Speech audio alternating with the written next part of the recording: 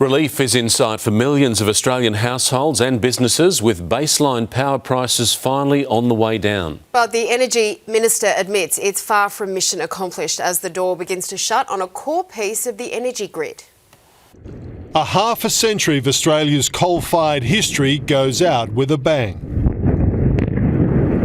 Liddell Power Station's towering chimneys reduced to rubble as the energy transition powers ahead. Well, Australia's hit 50% renewable energy, and we're leading the world in battery deployment. The energy market regulator revealing electricity bills are finally set to fall. The annual default household price to drop by up to $155 a year in Queensland, $137 in New South Wales, $84 in Victoria and $25 in South Australia. For small businesses, even bigger savings of up to $705. We are far from saying mission accomplished. Well, I'm thinking of referring Chris Bowen to the ACCC. Claiming annual power bills have jumped by more than $1,000 since Labor took office. Now he's boasting is because there's been some sort of small reduction. As Chris Bowen is forced to defend the cost of his co-presidency, the COP31 climate conference, the bill to taxpayers now growing to $150 million.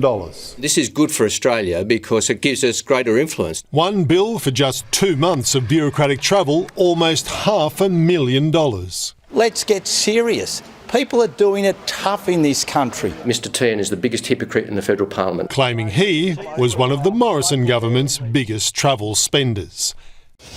The record rollout of home batteries comes at a big cost to taxpayers too, $1.8 billion in subsidies every year. But Chris Bowen says enough rooftop solar power is now being stored in those batteries during the day to meet the majority of nighttime demand. That cuts the amount of coal and gas-fired power needed in those peak times and helps to finally reduce household bills. But the Minister admits reaching the government's ambitious target of 82% renewables by 2030 is still going to be a stretch. Mark Riley in Canberra, thank you.